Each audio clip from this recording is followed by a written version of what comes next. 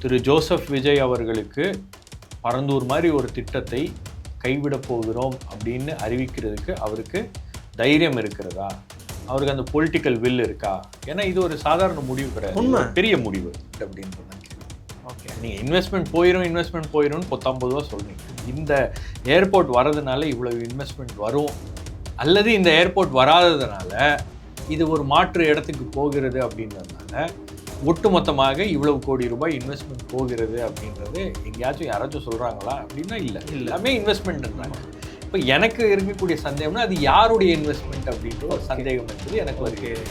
அதாவது ஒரு ஏவியேஷன் எக்ஸ்பர்ட்டாக தான் என்கிட்ட சொன்னார், எங்கள் ஸ்டோரியிலையும் அதை நாங்கள் குறிப்பிட்டிருக்கோம்.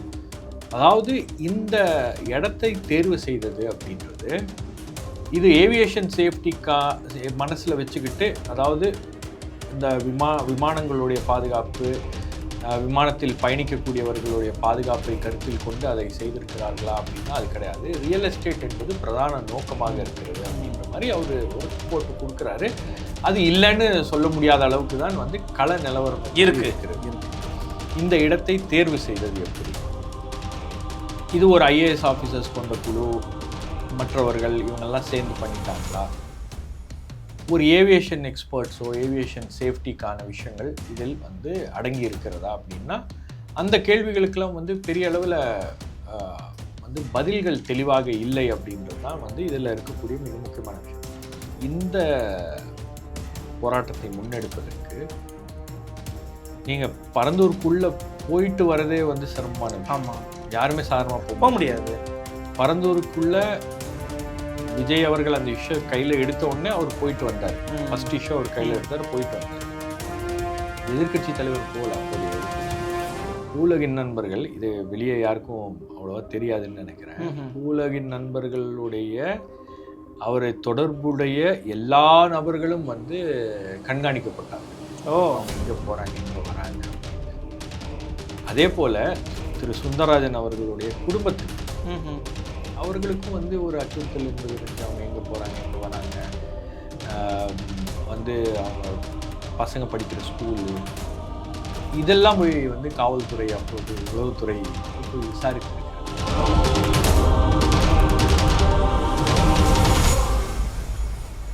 ஃபோர்த் ஸ்டேட் தமிழ் நேயர்களுக்கு அருள்மொழிவர்மனின் அன்பார்ந்த வணக்கங்கள். இது உங்கள் ஃபோர்த் ஸ்டேட் தமிழ் வழங்கும் பெருதனும் பெருதுகள் நிகழ்ச்சி. இன்றைக்கு நம்மோடு மீண்டும் இணைகிறார் தி நியூஸ் மினிட் தமிழ் ஊடகத்தின் ஆசிரியரும் மூத்த பத்திரிகையாளருமான திரு ஷபீர் அகமது அவர்கள். வணக்கம். வணக்கம். எப்படி இருக்கீங்க? நல்லா இருக்கு. நீங்கள் நலமாக இருக்கேன். இன்னைக்கு 110 விதியின் கீழே முதலமைச்சர் விஜய் அவர்கள் ஒரு முக்கியமான அறிவிப்பு வெளியிட்டிருக்கிறாரு. அதுவும் நெடுங்காலமாக பல உழவர் பெருமக்கள் தொடர்ச்சியாக வைத்திருந்த ஒரு கோரிக்கை தான். இன்னொன்று, அவங்களுடைய அரசியல் பயணமும் ஆரம்பித்த இடமும் அதுதான் சொல்லலாம். பரந்தூர் விமான நிலைய எதிர்ப்பு போராட்டம். பரந்தூர் விமான நிலையம் அமைவதற்கான வேலைகளை அந்த அரசு வந்து ஸ்டாப் பண்ணிருச்சு. வேற இடத்த தேர்வு செய்ய போகிறோம். பட் அந்த மீனம்பாக்கத்தில் டெர்மினல் 5 வந்து நாங்கள் இன்னும் என்லார்ஜ் பண்ண போகிறோம்னு சொல்லியிருக்கிறாங்க. ஒரு பெரிய ஒரு பலத்த வரவு பெற்றக்கூடிய ஒரு அறிவிப்பாக இருக்கிறார். அட் த சேம் டைம் திமுகவின் முன்னாள் அமைச்சர் தங்கம் தென்னரசு வெளிநடப்பு செய்து இந்த மாதிரி தொழில் வாய்ப்புகள்லாம் பறிபோயிடும், ஆந்திராவுக்கு போயிடும், தப்பான முடிவு எடுத்துருக்கிறாங்க, பேசவே அனுமதிக்க மாட்டேங்கிறாங்க அப்படின்னு சொல்லி பேசியிருக்காங்க. நீங்கள் எப்படி பார்க்குறீங்க இந்த விவகாரத்தை? அதாவது இந்த அறிவிப்பு அப்படின்றது வந்து இந்த ரியல் எஸ்டேட் முதலைகளுக்கும் பரந்தூரை சுற்றி ஒரு வியாபார நோக்கத்தோட நிலங்களை வந்து ரொம்ப கம்மி விலைக்கு வாங்கியவர்களுக்கும், அதே போல் நிறைய அரசு அதிகாரத்தில் இருக்கக்கூடியவர்கள் நிறைய பேர் அந்த இடத்த சுற்றி நிலம் வாங்கியிருக்காங்க. அவர்களுக்கெல்லாம் வந்து இந்த அறிவிப்பு அப்படின்றது ஒரு பேரடியாக விழுந்திருக்கிறது, இறங்கி இருக்கிறது அப்படின்னு தான் சொல்ல முடியும். ஏன்னா யாருமே எதிர்பார்க்கல.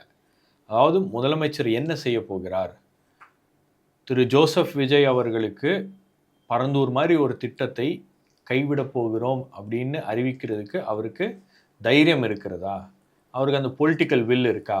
ஏன்னா இது ஒரு சாதாரண முடிவு கிடையாது, பெரிய முடிவு. அப்போ இதை வந்து ஒரு 108 எம்எல்ஏக்கள் வச்சுக்கிட்டு காங்கிரஸ், விசிகே, இடதுசாரிகள் இவங்க தயவால் ஆட்சி நடத்தி கொண்டிருக்கக்கூடிய ஒரு முதலமைச்சரால் இதை செய்துவிட முடியுமா அப்படின்ற மாதிரிலாம் வந்து நிறைய பேர் நிறைய விஷயங்களை பேசினாங்க.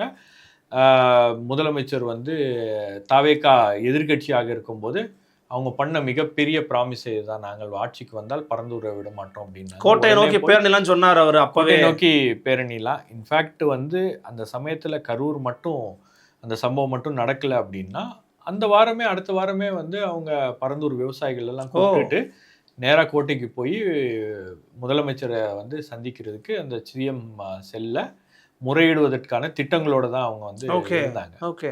ஸோ அடுத்தடுத்து இவங்க இந்த மாதிரி விஷயங்கள் பரந்தூர் அப்படின்ற ஒரு விஷயத்த அவங்க வந்து ரொம்ப தீர்க்கமாகவும் தீவிரமாகவும் கையில் எடுக்க வேண்டும், அதில் நோ காம்ப்ரமைஸ் அப்படின்ற ஒரு ஸ்டாண்டில் தான் இருந்தாங்க. ஆட்சிக்கு வந்ததுக்கு பிறகு இதை அவரால் செய்ய முடியுமா அப்படின்ற அந்த கேள்விகள்லாம் வந்து எழுப்பப்பட்டுச்சு. ஆனால் இந்த முடிவை அறிவிப்பதற்கு ஒரு மிகப்பெரிய ஒரு துணிவும் ஒரு தைரியமும் வேணும். இது வந்து ரொம்ப சாதாரண முடிவு கிடையாது. கார்ப்பரேட்டுகளுக்கு எதிராக நீங்க ஒரு வேலை பார்க்குறீங்கல்ல, இதோடைய பொலிட்டிக்கல் ரெப்பகஷன்ஸ், அதுக்கப்புறம் இது இண்டஸ்ட்ரியிலேருந்து வரக்கூடிய ரியாக்ஷன், அதுக்கப்புறம் உங்களுக்கு வந்து கார்ப்பரேட்டுகளை எதிர்த்து நீங்கள் எடுத்திருக்கக்கூடிய நடவடிக்கை, இந்த ஏர்போர்ட் ப்ராஜெக்டை ஒரு கம்பெனிக்கு கொடுத்துருக்கோம் அப்படின்னு கடந்த காலங்களில் ஏதாச்சும் அரசாங்கம் வந்து ஒரு உத்தரவாதத்தை கொடுத்துருக்கலாம், அந்த கம்பெனியை பகைத்துக் கொள்வது, இது மாதிரி நிறைய விஷயங்கள் இதில் அடங்கி இருக்கிறது. இது சும்மா வந்து ரொம்ப சிம்பிளான ஒரு அறிவிப்பு. அவர் வந்து ரொம்ப அசால்ட்டாக வந்து அவர் 110 விதியின் கீழ் படிச்சுட்டு போயிட்டாரு அப்படின்ற மாதிரி அது இருக்குது. ஆனால் இதோடைய இம்ப்ளிகேஷன்ஸ் அப்படின்றது ரொம்ப அதிகம். ஆனால் அதையெல்லாம் தாண்டி வந்து தவேக அரசாங்கம் சொன்ன விஷயத்தில் அவங்க தெளிவாக இருக்கிறார்கள். விவசாய நிலங்களை ஒருபோதும் நாங்கள் வந்து அதை அழித்து விட்டு ஒரு டெவலப்மெண்ட் ப்ராஜெக்ட் அப்படின்றத நாங்கள் வந்து பண்ண மாட்டோம் அப்படின்னு சொல்லிட்டு பரந்தூர் விஷயத்தில் அவங்க அதை தான் சொன்னாங்க, அதை செயல்படுத்தி இருக்கிறார்கள். அதாவது இந்த பரந்தூர் போயிருக்கும் போதே அவங்க வந்து அங்கே இருக்கக்கூடிய மக்களை சந்தித்து விஜய் அவர்கள் கொடுத்த உத்தரவாதத்தை அவர் வந்து முதலமைச்சராக வந்ததுக்கு பிறகு அதை நிறைவேற்றி இருக்கிறார். ஒரு வாக்குறுதியை கொடுத்தார், அந்த வாக்குறுதியை நிறைவேற்றி இருக்கிறார்.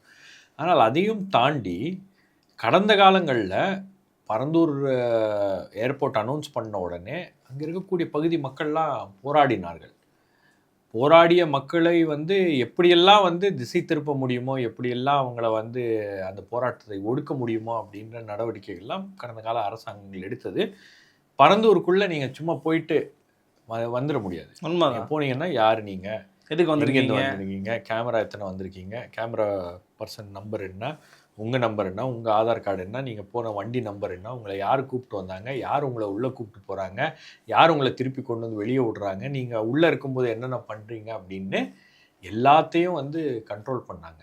அந்த மாதிரி ஒரு சில பகுதிகளை அப்படி வச்சுருந்தாங்க. உதாரணத்துக்கு பரந்தூர் ஒரு ஏரியா, நீங்கள் போனீங்கனாலே அது ஒட்டுமொத்த காவல்துறை கட்டுப்பாட்டில் அந்த ஏரியா என்பது இருந்துச்சு. அவ்வளோ பெரிய ஊரை என்ட்ரி எக்ஸிட் பாயிண்ட் எல்லாத்துலேயும் வந்து போலீஸை போட்டு ஃபுல்லாக க்ளோஸ் பண்ணி வச்சுருந்தாங்க. இன்னொரு ஏரியா வந்து வேங்கவயல்லையும் நீங்கள் சும்மா சாதாரணமாக போய் உள்ளே போய் பார்க்க முடியாது, எடுக்க போகவே முடியாது அப்படின்ற நிலை.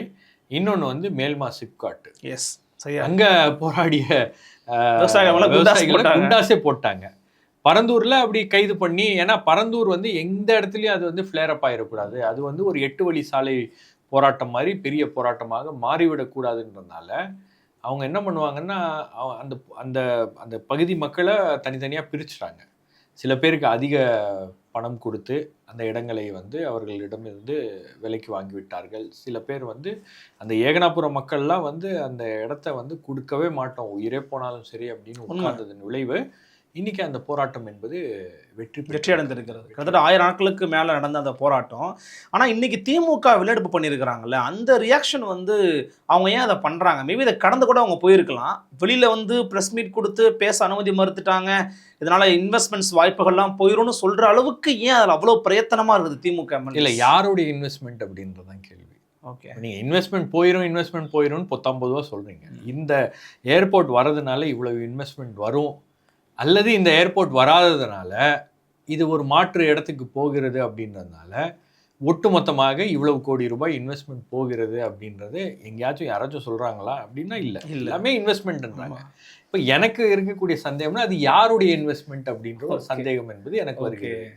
நீங்கள் இன்னைக்கு வந்து யார்கிட்ட கேட்டாலும், நீங்கள் அந்த ஸ்ரீபெரும்புத்தூர் அந்த பரந்தூர் சைடு நீங்கள் போனீங்கன்னாலே உங்களுக்கு இந்த ஏர்போர்ட் ப்ராஜெக்ட் அனௌன்ஸ் பண்ணுறதுக்கு முன்னாடி அந்த பகுதியில் இருக்கக்கூடிய நிலங்கள்லாம் வந்து அதை சுற்றி அந்த பகுதியில் இருக்கக்கூடிய நிலங்கள்லாம் வந்து பெரிய அளவில் ஏதா கம்பெனிஸும் மற்றவர்களும் வாங்கியிருக்காங்களா, தனிநபர்கள் வாங்கியிருக்காங்களா அப்படின்னா நிறைய அங்கே இருக்கக்கூடிய புரோக்கர்ஸ் என்ன சொல்கிறாங்க, வாங்கியிருக்காங்க.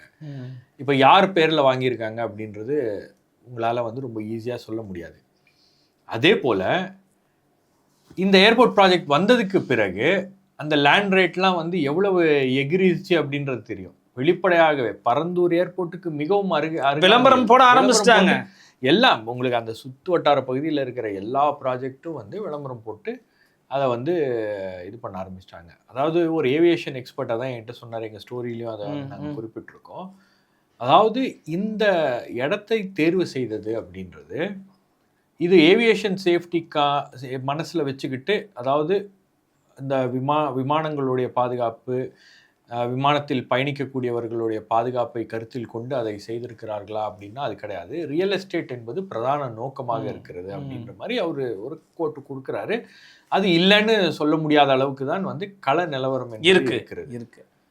நீங்கள் எல்லா திட்டங்கள் வந்து வருவதற்கு முன்பு அந்த பெரிய பெரிய திட்டங்கள் வருகிறது இல்லையா, அந்த பெரிய பெரிய திட்டங்கள் உதாரணத்துக்கு திருச்சியில் ஒரு பஸ் ஸ்டாண்டை வந்து புதுசாக கட்டுறாங்க அப்படின்னா அந்த பஸ் ஸ்டாண்டு வருகின்ற இடத்தை சுற்றி முக்கியமான நிறுவனங்கள்லாம், ஆளுங்கட்சிக்கு ஆதரவாக இருக்கக்கூடிய நிறுவனங்கள்லாம் பலது வந்து அங்கே நிலத்தை வாங்கி போட்டிருக்காங்க. ஆமாம்.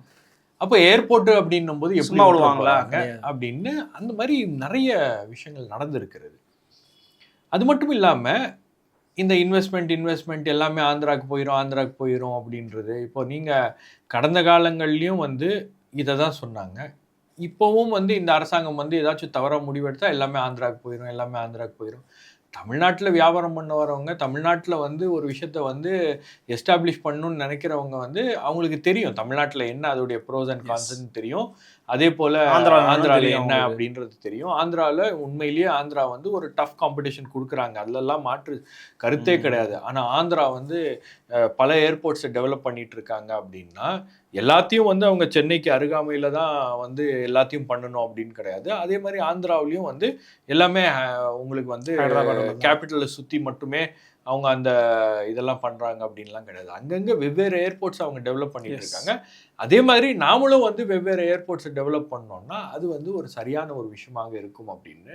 இதில் என்ன பரந்தூரில் பிரச்சனை அப்படின்னா, ஒன்று வந்து அது விவசாய பூமி, விவசாய நிலம். அங்கே இருக்கக்கூடிய நீர்நிலைகளை நீங்கள் அழிச்சிடுறீங்க. கிட்டத்தட்ட ஒரு 4000-5000 ஏக்கரில் நீங்கள் கொண்டு வந்து கான்கிரீட்டை போட்டு எல்லாத்தையும் நீங்கள் அடைச்சிட்டிங்க அப்படின்னா அந்த தண்ணி எங்கே போகும்? அது வெள்ள பாதிப்பு ஏற்படும் நண்பர்கள் சொல்கிறாங்க. பூவுலகின் நண்பர்கள் மட்டும் இல்லை, நீங்கள் கேப்டன் மோகன் ரங்கநாதன் ஏவியேஷன் எக்ஸ்பர்ட், அவர் முதல்லேருந்து இந்த திட்டத்தை அவர் எதிர்த்து கொண்டே இருக்கிறார்.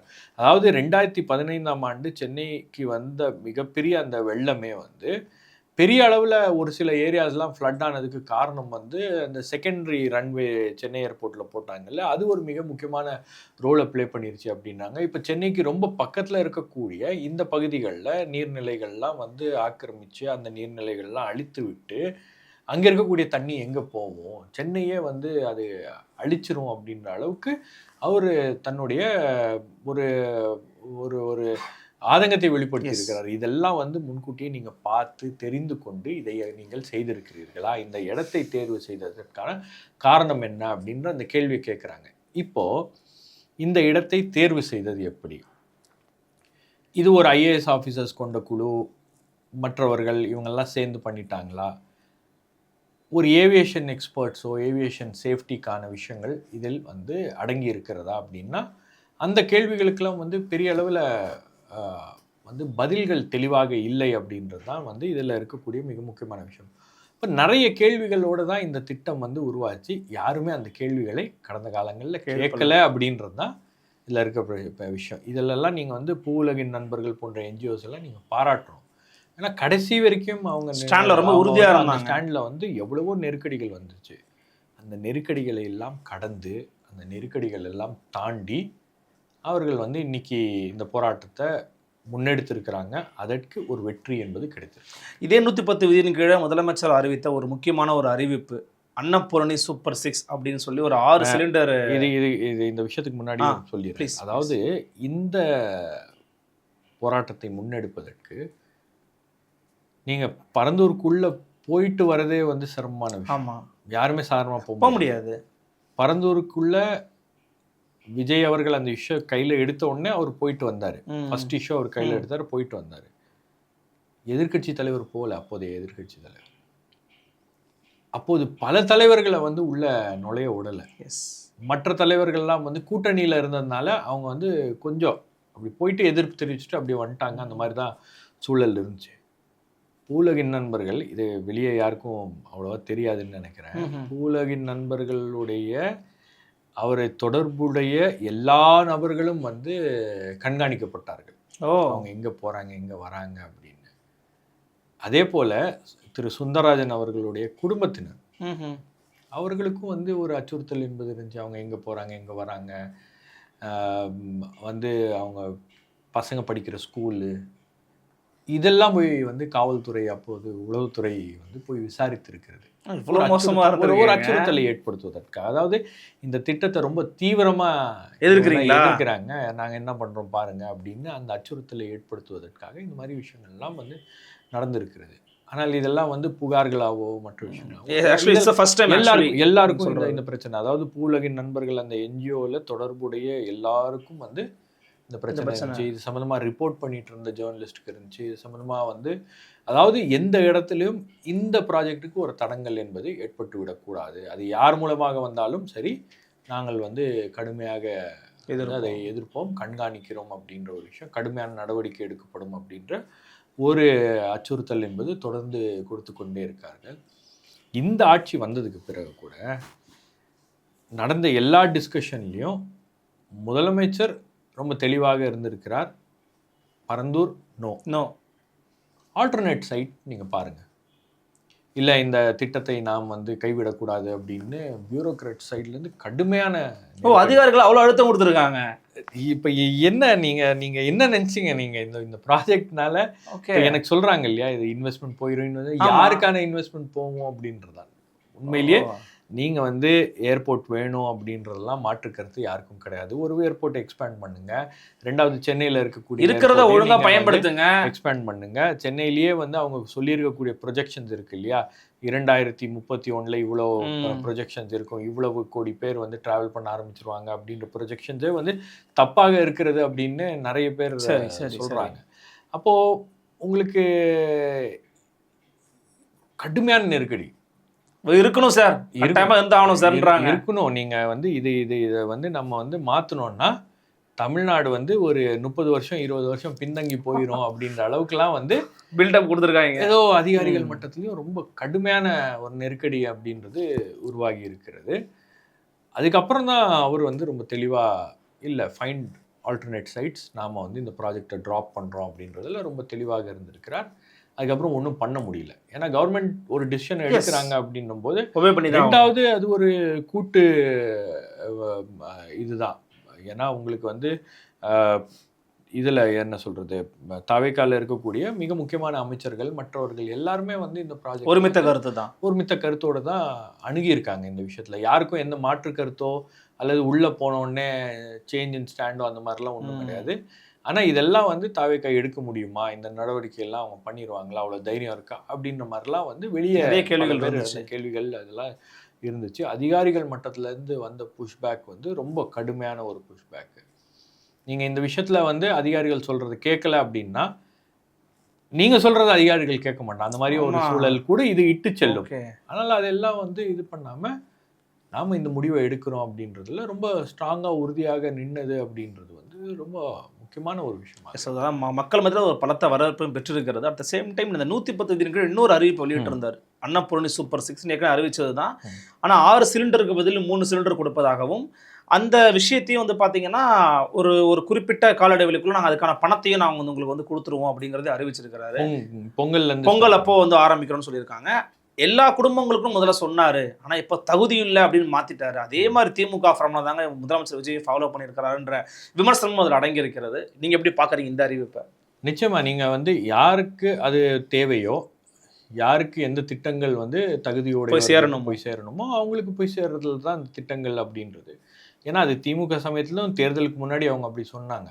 ஆனால் அவங்க வந்து தகுதியுள்ள குடும்பங்களுக்கு தான் உரிமை தொகை கொடுத்தாங்க. எல்லாருக்கும் வந்து அவங்க அப்படிதான் பண்ணுவாங்க. இப்போ நீங்க 6 சிலிண்டர் கொடுக்குறீங்க அப்படின்னா அதுல எல்லாரும் அடங்குவார்கள். அப்பார்ட்மெண்ட்ல இருக்கிறவங்களும் வந்து அடங்குவாங்க, சொந்த வீடு வச்சிருக்கிறவங்களும் பங்களால இருக்கிறவங்களும் எல்லாருக்குமே வந்து ஒரு திட்டத்தை கொடுப்பது அப்படின்றது முடியாத விஷயம். அது சரியா இருக்காதுன்னு நினைக்கிறேன். மேபி திமுக வந்து அந்த மாதிரி எல்லாருக்கும் வந்து நாங்கள் 1000 ரூபா கொடுத்துருவோம் அப்படின்னு சொன்ன ஒரு விஷயம் தான் வந்து அவங்களுக்கு எதிராகவே அது பெரிய பேக் ஃபயர் ஆச்சு அவங்களுக்கு. அப்போ இந்த விஷயங்களை எல்லாம் வந்து இவங்களும் வந்து ரொம்ப தெளிவாக சொல்லி இருந்திருக்கணும். 6 சிலிண்டர் அப்படின்றது வந்து யாருக்கு அப்படின்னு, தகுதியுடையவர்களுக்கு, தேவையானவர்களுக்கு. அப்படிதான் அவங்களுடைய இதுல வந்து அவங்களுடைய தேர்தல் அறிக்கையில் தகுதியுடையவர்களுக்கு தான் மென்ஷன் பண்ணியிருக்காங்க. அதுக்கு ஒரு வரையறையை வச்சு தான் அவங்க கொடுத்துருக்காங்க. பட் இந்த திட்டத்தையும் செயல்படுத்துவார்களா அப்படின்ற ஒரு கேள்வி இருந்துச்சு. இன்னைக்கு வந்து கேஸ் விற்கிற விலைக்கு கேஸுக்கே தட்டுப்பாடு இருந்துச்சு. நீங்க சமீபத்துல வந்து இந்த தேர்தல் அறிக்கையை நீங்க வெளியிட்ட உடனே உங்களுக்கு ஈரான் அண்ட் யூஎஸ் அமெரிக்கா யுத்தம் தொடங்கின உடனே கேஸ் சிலிண்டர் தட்டுப்பாடு வந்துருச்சு. இவங்க திட்டத்தை அறிவிச்சதுனால தான் இந்த மாதிரி வந்துருச்சு அப்படின்லாம் சமூக வலைதளங்கள் ரொம்ப கிண்டலா பேசிட்டு இருந்தாங்க. பட் அந்த திட்டத்தை நீங்க யோசிச்சு பார்த்தீங்கன்னா, ஒரு 6 சிலிண்டருக்கான தொகையோ அல்லது 6 சிலிண்டர்களுக்கான இதோ கொடுக்க முடியுமா அப்படின்னா, அதுக்கு நிதி ஆதாரம் எங்க இருந்து, பெரிய விஷயம் எங்க இருந்து இருக்கு அப்படின்னு எல்லாரும் யோசிச்சதான். 6 கொடுக்கல, 3 இப்போதைக்கு கொடுக்குறாரு. சூப்பர் 3 இப்போ கொடுக்குறாரு. சூப்பர் 6 கொடுப்பாரு அப்படின்ற ஒரு நம்பிக்கையை ஏற்படுத்துவதற்காக முதல்ல 3 கொடுத்துட்டு, அப்போ ஒரு விஷயம் என்ன தெரியுது அப்படின்னா, நாம் சொன்ன விஷயங்களை எல்லாம் செய்ய வேண்டும் அப்படிங்கிற எண்ணம் இருக்கு. முனைப்பு அப்படின்ற எண்ணம், அந்த நோக்கம் வந்து தொடர்ச்சியாக ஒரு 100 நாளைக்குள்ளேயே வந்து இதை நம்மளால் செய்ய முடியுமா அப்படின்ற ஒரு விஷயங்கள்லாம் வந்து தொடர்ச்சியாக நடந்து கொண்டே இருக்கிறது அரசாங்கத்தில் அப்படின்றது நம்மளால் புரிந்து கொள்ள முடிகிறது. ஏன்னா இதற்கான நிதி, இதுக்கு தேவையான செலவினங்கள், இது எல்லாமே எங்கேருந்து கொண்டு வர போகிறோம், பணம் எங்கேருந்து வருது, எங்கேருந்து அதை டைவெர்ட் பண்ண போகிறோம் அப்படின்ற இந்த கேள்விகள் இருக்கு இல்லையா, இது ரொம்ப முக்கியமான ஒரு விஷயமாக இருக்கிறது. அப்போ அரசாங்கம் இன்னும் வந்து கடன் வாங்கி கொண்டு இருக்கிறது. அரசாங்கத்தில் நிதி நிலைமை சரியில்லை. நீங்களே தான் ஒயிட் பேப்பர் ரிலீஸ் பண்ணியிருக்கீங்க. அப்போ இந்த விஷயங்களை எல்லாம் வந்து ஒரு 2 வருஷத்தில் அவங்க பண்ணுவாங்க, 3 வருஷத்தில் அவங்க பண்ணுவாங்க, இல்லை 2029 தேர்தலுக்கு முன்னாடி இந்த விஷயங்களை அனௌன்ஸ் பண்ணுவாங்க அப்படின்ற மாதிரி ஒரு எதிர்பார்ப்பு இருக்கும்போது, ஏதோ ஒரு கணக்கில் அவங்க இந்த விஷயங்களை செய்ய துவங்கி இருப்பது அப்படின்றது ஒரு பாசிட்டிவ் சைனாக தான் பார்க்குறேன். அல்டிமேட்லிங்க மக்களுக்கு சில விஷயங்கள் போய் சேருது, அதுவும் தேவையான நபர்களுக்கு, தகுதியுடைய நபர்களுக்கு. இது இவங்களுக்கு தேவை, இவங்க வாழ்வாதாரத்தை அது உயர்த்தும். அவங்களுக்கு வந்து ஏதோ ஒரு வகையில் அந்த 900 ரூபாவோ 1000 ரூபாவோ வந்து வேறு வடிவங்களில் அவங்களுக்கு வந்து உதவியாக இருக்கும் அப்படின்ற பட்சத்தில் அதெல்லாம் வரவேற்கத்தக்கதானே. ஏன்னா நம்ம வந்து இந்த வெல்ஃபேர் ஸ்கீம்ஸ், அது திமுக ஆட்சி காலத்திலையும் சரி, அதிமுக ஆட்சி காலத்திலையும் சரி, வெல்ஃபேர் ஸ்கீம்ஸை வந்து நாம் வந்து சோஷியல் ஜஸ்டிஸ்ன்ற ஆங்கிளில் தான் பார்த்துருக்கோம். மற்றவர்களுக்கு வேண்டுமானால் அது இலவசம் அப்படின்னு ரொம்ப ஓசி அப்படின்னு பேசலாம். அப்படி பேசுகின்ற நபர்கள் இன்னைக்கு எங்கே இருக்காங்க அப்படின்றது நமக்கு தெரியும். அப்போ இதை வந்து நாம் வந்து எப்பவுமே வரவேற்கக்கூடிய ஒரு விஷயமாக தானே இருக்கிறது. நான் இவ்வளவு சீக்கிரம் இதை பண்ணுவாங்க அப்படின்னு எதிர்பார்க்கல. ஏன்னா 3 சிலிண்டர் கொடுக்கறது இன்னைக்கு இருக்கக்கூடிய சூழல்ல பெரிய விஷயம். இது 6ஆக எப்போ மாறும் அப்படின்ற கேள்வியே வந்து யாருமே கேட்கலையே. நீங்க எதிர்கட்சி வரிசையில் இருக்கிறவங்களும் கொஞ்சம் இன்னைக்கு வந்து கொஞ்சம் அதிர்ச்சிக்குள்ளாய் தான் இருக்காங்க அப்படின்னு தான் பார்க்குறேன் நான். ஏன்னா வெளியே வந்துட்டு இதை எப்படி எதிர்க்கிறது, இதை என்ன சொல்றது, 110 விதியின் கீழே வந்து இவர் பாட்டுக்கு வந்தார், அனௌன்ஸ்மெண்ட் பண்ணிட்டு போயிட்டாரு அப்படின்னும் போது அதை எப்படி எதிர்கொள்வது அப்படின்றது ஒரு மாதிரி அவங்களே கொஞ்சம் கன்ஃபியூஸ்டாக இருந்தாங்களோ அப்படின்னு எனக்கு தோணுது. குறிப்பாக இந்த ஆட்சியில் நிறைய பாசிட்டிவ் விஷயங்கள் நீங்கள் வந்து சொல்லியிருந்தீங்களா, நல்ல விஷயங்களாக வரவேற்க வேண்டியதுன்னு. ஆனால் நியூஸ் மினிட் தமிழ்லேயே ஒரு முக்கியமான விஷயத்தை நீங்கள் பதிவு பண்ணியிருந்தீங்க. முதல் சறுக்கலாக இதை பார்க்கலாம் அப்படின்னு இடதுசாரிகளுடைய விமர்சனத்தை நீங்கள் கவனிச்சிருப்பீங்க.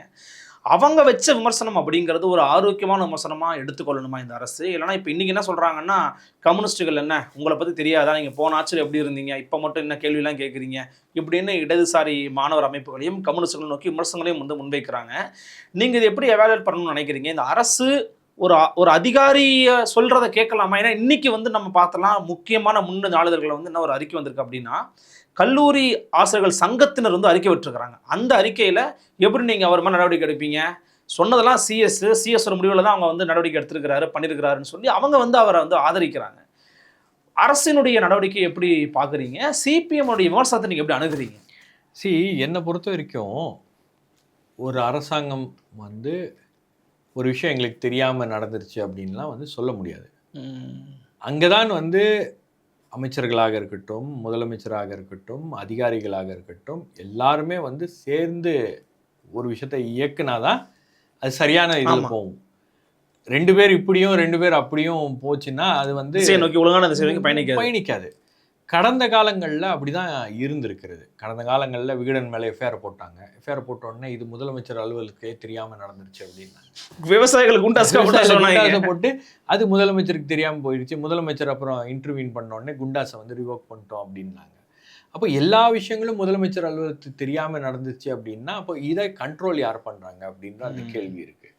அதே நிலை இந்த அரசாங்கத்திலும் தொடர்கிறதா அப்படின்ற ஒரு கேள்வி இருக்குது. ஏன்னா நீங்கள் ஒரு விஷயத்தை புரிஞ்சுக்கணும். நீங்கள் அம்மையார் ஜெயலலிதா அதே போல் கலைஞர் அவர்கள் இருக்கும்போது கீழே அவங்களுக்கு தெரியாமல் ஒரு விஷயம் நடந்துருச்சு அப்படின்னா அந்த அதிகாரி அடுத்த நொடி அந்த பதவியில் இருக்க மாட்டார். ஓகே, ரொம்ப ரூத்லெஸ்ஸாக அவங்க இருப்பாங்க. அதே போல் திமுகவில் பார்த்தீங்கன்னா ரொம்ப பிற்காலத்தில் வந்து எவ்வளவு தவறுகள் நடந்தாலும் வந்து முதலமைச்சர் வந்து நடவடிக்கை எடுக்க முடியாத ஒரு சூழலுக்கு அவரை கொண்டு போய் தள்ளிட்டாங்க, அது வேற.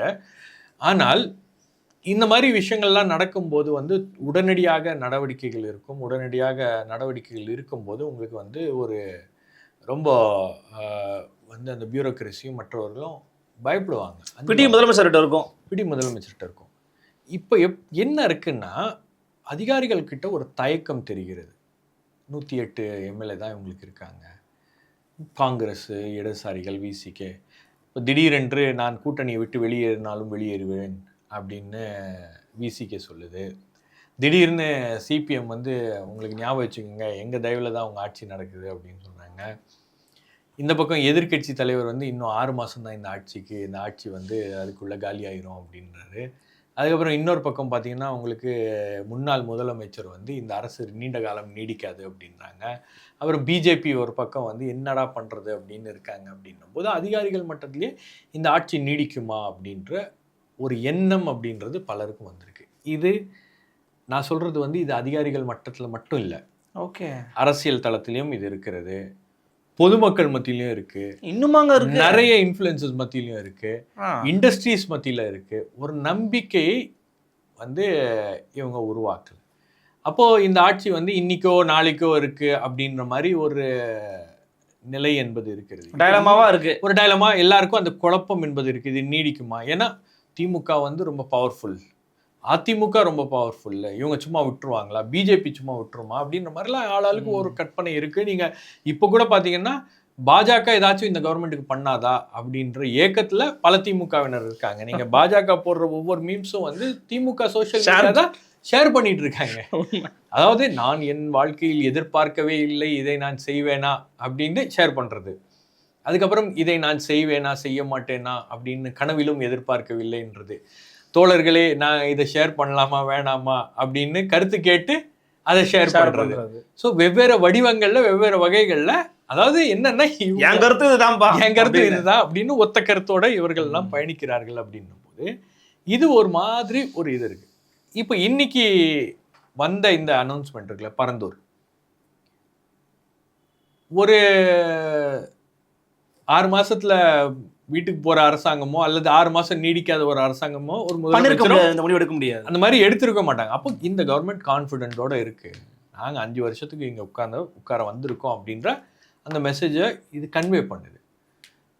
அதிகாரிகள் ப்ரெஷர் பண்றாங்க, இண்டஸ்ட்ரி ப்ரெஷர் பண்றாங்க, பிஸ்னஸ்மேன் ப்ரெஷர் பண்றாங்க, எல்லாத்தையும் மீறி வந்து அவங்க இதை எடுக்கிறாங்க அப்படின்னும் போது இது எல்லாருக்கும் வந்து ஒரு ஸ்டர்ன் மெசேஜ் தான். இதுதான் வந்து உங்களுக்கு ஒரு மாதிரி வந்து பலரை வந்து இன்னைக்கு எப்படி ரியாக்ட் பண்றதுன்னு தெரியல. பப்ளிக் வேற ரியாக்ஷன் இருக்கு. பப்ளிக் மத்தியில் நீங்க பாத்தீங்கன்னா இப்போ வெகுஜன மக்கள் மத்தியில் பொதுப்படையா வந்து இந்த அரசு மேல வெறும் நெகட்டிவிட்டி இன்னும் கிரியேட் ஆகல.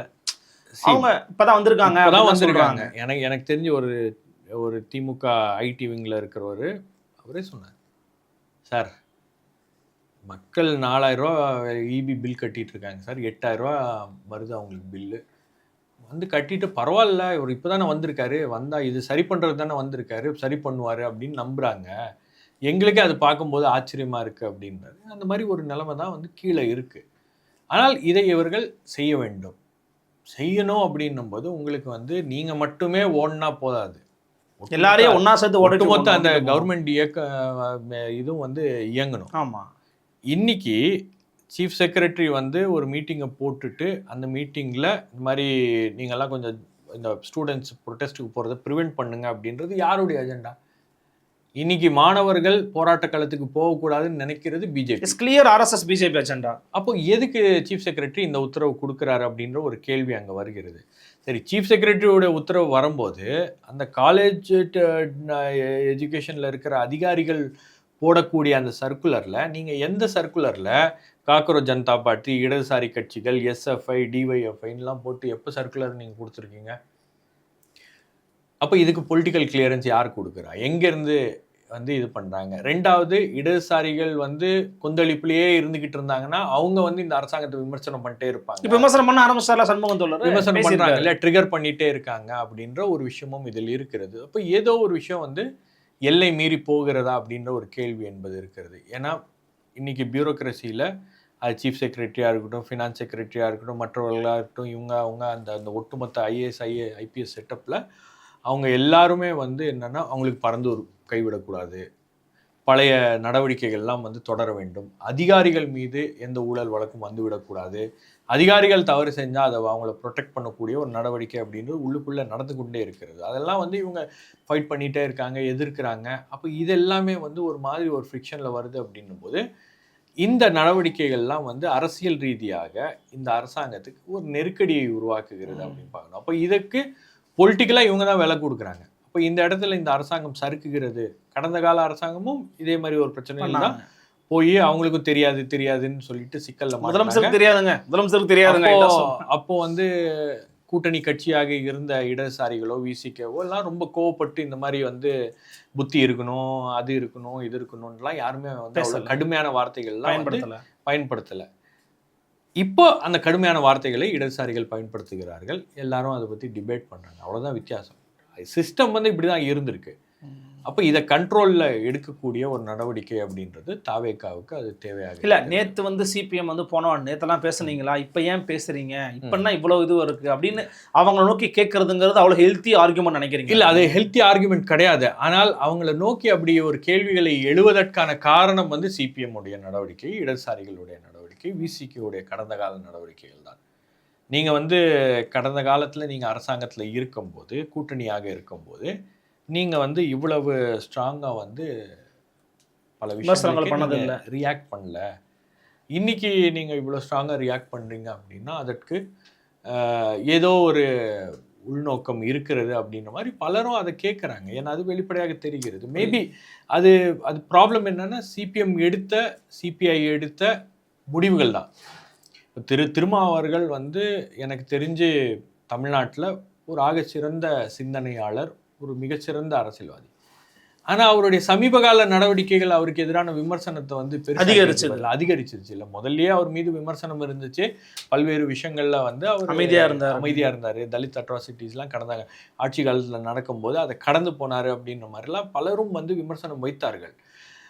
பிஎஸ்பி தலைவராக இருந்த திரு ஆம்ஸ்ட்ராங் அவர்களுடைய கொலை சம்பவத்துக்கு பிறகு திரு ரஞ்சித் அவர்கள், இயக்குனர் ரஞ்சித் அவர்கள் ஒரு ஒரு ஒரு ஊர்வலத்துக்கு ஏற்பாடு செய்யும்போது அந்த ஊர்வலத்தில் நீங்கள் வந்து பங்கேற்கக்கூடாது, அது யாரோ சமூக விரோதிகளால் நடத்தப்படும் ஊர்வலம் அப்படின்லாம் வீடியோ போட்டு வார்த்தைகள்லாம் விட்டார். அதெல்லாம் ஒரு பெரிய அதிருப்தியை அவர் மீது உருவாக்கி இருந்தது. ஆனால் அந்த அதிருப்தி வந்து உங்களுக்கு இன்னும் அதிகமாயிருச்சு.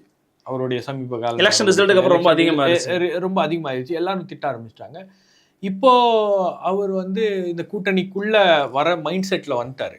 முதல்ல அவர் அறிவிச்சிட்டாருல, முதல்ல அவருக்கும் ஏற்கிறதுக்கு மனம் இல்லாமல் இருந்துச்சு. பட் அந்த மைண்ட் செட்ல அவர் வந்த உடனே இப்போ அவரை வந்து திமுகவினர் வந்து திட்டுறாங்க.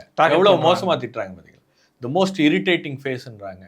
அதே போல அந்த கூட்டத்தில் வந்து ஒரு பெரிய சலசலப்பு, அவருடைய ரீசெண்டாக நடந்த மூச்சு விட முடியாமல் தமிழ் தேசிய எழுச்சி மாநாடு, பல பேர் வந்து அதை வந்து பார்த்து ரசிக்கிறாங்க. ஆஹா, இப்படிலாம் இது தேவைதான் அப்படின்ற மாதிரிலாம் பேசுகிறாங்க, கருத்துக்கள்லாம் தெரிவிக்கிறாங்க. அப்போ இது உங்களுக்கு ரொம்ப, அதாவது ஒரு 100 நாளைக்கு முன்னாடி, ஒரு 150 நாட்களுக்கு முன்பு விசிகே, சிபிஐ, சிபிஎம் மற்ற கட்சிகள்லாம் எப்படி இருந்தாங்க, ஒரு 150 நாள்ல உங்ககிட்ட இருந்து ஒரு திடீர் மாற்றம் வருகிறது அப்படின்னும் போது அது எல்லோராலும் கவனிக்கப்பட்டிருக்கிறது அப்படின்னு பார்க்குறேன். நீங்க அக்ரெசிவா முதல்லயே இருந்திருந்தீங்கன்னா ஓகே, நீங்க இதே மாதிரியான ஒரு பாணியில நீங்க திமுக அரசை விமர்சனம் செய்தால், திரு சண்முகம் வந்ததுக்கு அப்புறம் நிறைய விமர்சனம் பண்ணார். நான் பண்ணல. ஆக்சுவலி அவர் வந்த பிறகு திமுக நிறைய இடத்துல வந்து அட்டாக் பண்ணாரு, திமுகவை ரசிக்கல அது. பட் அதுக்கு முன்னாடி நிறைய விஷயங்கள்ல வந்து அவங்க உண்மைதான். கொஞ்சம் அவங்களுடைய ஸ்டாண்ட் கொஞ்சம் சாஃப்டா இருந்தது. அது இன்னைக்கு நிறைய பேர் அந்த கேள்விகளை கேட்கறாங்க. ஏன்னா நீங்க கூட்டணி இல்ல, நீங்க இந்த அரசாங்கத்துக்கு நீங்க ஆதரவு தெரிவிக்கிறீங்க. அப்ப இந்த அரசாங்கத்தை வழிநடத்தக்கூடிய ஒரு பொறுப்பும் வந்து சிபிஐ சிபிஎம்க்கு இருக்கிறது அப்படின்றது ஒரு மிக முக்கியமான விஷயம். இந்த அரசாங்கத்தில் தவறு நடக்கிறது அப்படின்னா நீங்க வந்து ஒரு கோஆர்டினேஷன் கமிட்டி போடுங்க, ஒரு காமன் மினிமம் ப்ரோக்ராம் போடுங்க. ஏதோ ஒரு இடத்துல நீங்க வந்து இந்த அரசாங்கத்தால் பல்வேறு மாற்றங்களை செய்ய முடியும் அப்படின்னா முடிவதற்கான வாய்ப்புகள் இருக்கு. ஆனால் அதை செய்யாமல் வெறும் விமர்சனம் மட்டுமே நாங்கள் பண்றோம் அப்படின்னும் போது அது பார்க்கும்போது நிறைய பேர்கிட்ட வந்து ஒரு ஏன் சிபிஎம் இவ்வளோ இறங்கி போய் அக்ரெசிவா பேசுறாங்க அப்படின்றது ஒரு கேள்வியாக இருக்கிறது. பட் அதிகாரிகள் மட்டத்தில் நீங்க பார்த்தீங்கன்னா இன்னைக்கு இந்த அரசாங்கம், இந்த அதிகாரிகள் என்ன பண்றாங்க, அவங்களுடைய எந்தெந்த விஷயங்கள் எல்லாம் வந்து அவங்க வந்து கையில் எடுக்கிறாங்க, என்னென்ன நடவடிக்கைகள் அவர்கள் ஈடுபடுகிறார்கள், என்ன அவங்களுடைய ஐடியாவாக இருக்கிறது அப்படின்றதெல்லாம் வந்து இந்த அரசாங்கம் அதை சரி பண்ணல அப்படின்னா நாளைக்கு தமிழ்நாடு என்னென்ன விஷயங்களை எல்லாம் கடந்த காலங்களில் எதிர்த்துச்சோ இதெல்லாம் வந்து இந்த அதிகாரிகள் ஆதரிக்க சொல்லுவாங்க. இப்போ நீங்கள் சீஃப் செக்ரட்டரி வந்து ரொம்ப முக்கியமான ஒரு போஸ்ட். அப்போ இந்த சீஃப் செக்ரட்டரி வந்து பரந்தூர் ஏர்போர்ட் வந்து அதில் என்ன ஸ்டாண்ட், அதிகாரிகள் எதிராக நிற்கிறாங்க. அதே போல் உங்களுக்கு வந்து ஊழல் வழக்குகளை வந்து நம்ம கையில் எடுத்து விசாரிக்கணுன்றாங்க. அதுக்கு அதிகாரிகள் வந்து ஒரு டீமாக வந்து எதிரில் நிற்கிறாங்க. அதே போல் ஒன்றிய அரசாங்கத்துடைய திட்டங்களை எல்லாம் வந்து நாம் ஏற்கனவே எதிர்த்த திட்டங்கள், அதாவது தமிழ்நாட்டுக்கு பாதிப்பை ஏற்படுத்துகின்ற திட்டங்கள் அப்படின்னும் போது அதில் வந்து அதிகாரிகள் வந்து வேற ஒரு கண்ணோட்டத்தில் இருக்காங்க அப்படின்னும் போது அது எல்லாத்தையும் வந்து கண்ட்ரோலில் எடுக்க வேண்டிய ஒரு கட்டாயம் என்பது ஒரு தாவேகா அரசாங்கத்துக்கு இருக்கிறது. குறிப்பாக திரு ஜோசப் விஜய் அவர்களுக்கு இருக்கிறது. முதலமைச்சராக அவருடைய டிசிஷன் தான் ஃபைனல். அவர் தான் ஒரு பவர் சென்டர். அந்த இடத்துல அவர் வந்து எல்லாத்தையும் வந்து கண்ட்ரோல் பண்ண வேண்டிய ஒரு இடத்துல அவர் இருக்கிறாருன்னு இந்த மாதிரி விஷயங்கள்லாம் வரும்போது அது ஒரு தேவையில்லாத ஒரு ஃபிக்ஷன் தான் உருவாக்குது. பலவிதமான விஷயங்களை பகிர்ந்துக்கிட்டீங்கன்னா ரொம்ப நன்றி. நன்றி. சந்திக்கலாம். வணக்கம்.